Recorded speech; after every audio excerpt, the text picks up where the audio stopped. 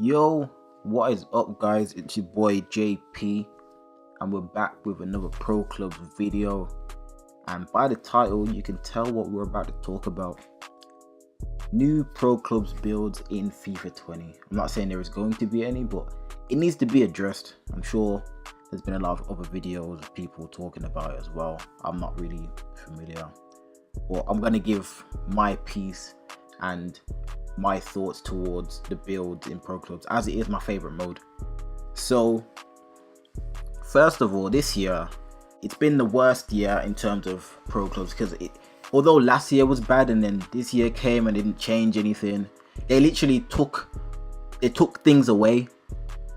They didn't add anything at all. They literally took stuff away, which is inexcusable in itself. But I just want to touch on the actual builds situation. So before, I think it was FIFA 16 maybe, they actually had builds that didn't really do anything. They were just there for show. So like as a striker, there used to be target man, finisher, creator, and those allowed you to be, I think the creator ones, they allowed you to be right forward and left forward. Again, this year they've been taken out the game. Before, you could be a ball winning center mid and a defensive center mid, or something like playmaking center mid, something like that, which allowed you to be cam and CDM. Again, there's no center midfield position, which is kind of crap. Also, there's no left wing and no right wing.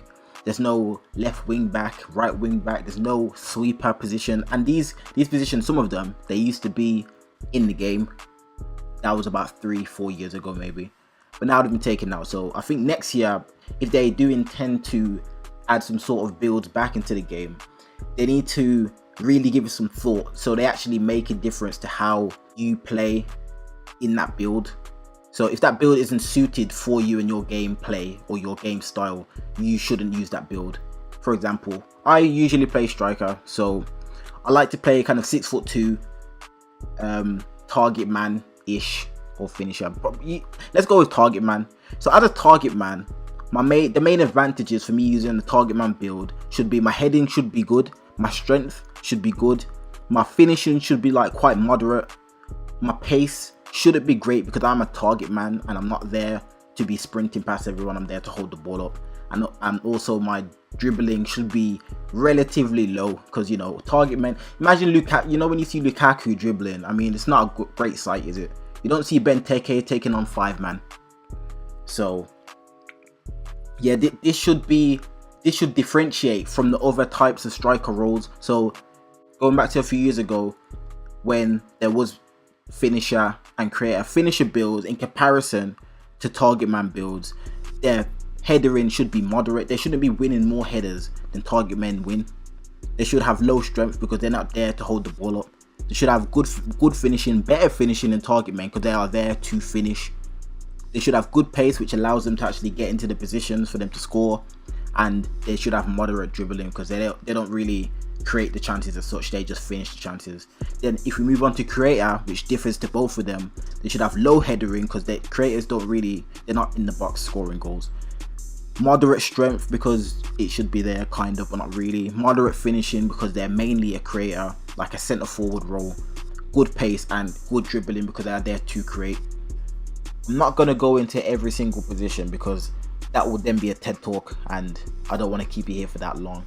But what I will say is, I know that NBA 2K19 isn't their best game in the world, but they have done things that is perfect for what people in Pro Clubs want, from the actual experience of being that one player that you create.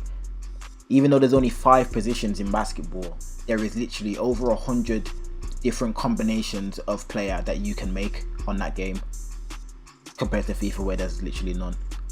And of course, from the builds to the customization, I'm not going to go into customization because that's a video for another day. Drop a like if you do want me to make an improvement for customization in Pro Clubs for FIFA 20 video, and I'll do that for you. I quite like talking about that kind of stuff. But yeah, let's talk about the builds on NBA 2K. So there's literally a build for every type of player that you can imagine you want to be. If you want to be good at rebounding, then you can do that. If you want to be good at rebounding and shooting, then you can do that. If you want to be good at rebounding and dunking, then you can do that. They have a dual archetype system which allows you to be 2 different types of build but not be overpowered in other aspects of the game. If you're just a rebounder, you're not going to be good at shooting.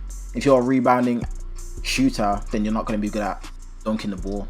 On FIFA, if I make a target man finisher, then my dribbling is still going to be poor. If I want to be a finisher creator, then I'm not going to have any strength. I can't hold the ball up. There's a lot of different things that they can do to make the game good. Again, they just have to probably listen to the people, use 2K as sort of a guide to making pro clubs what it should be, you know, the best game mode on FIFA and the most enjoyable game mode.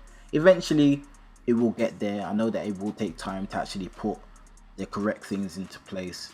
I remember what I'm talking about today is just a small problem in pro clubs. There's a lot of things that are to be considered, not just for next year but going forward in making the game better. So not just the builds, customization, which is a massive part of what pro clubs needs to make it better, the actual gameplay.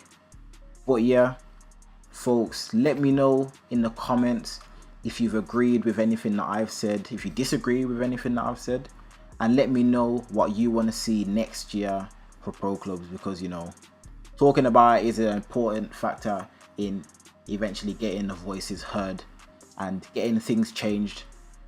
So yeah, remember to like, comment and subscribe to the boy. Turn on post notifications so you can be informed of when I've made a new video, and make sure you follow me on Twitter, shameless plug, JP Got Guap on Twitter.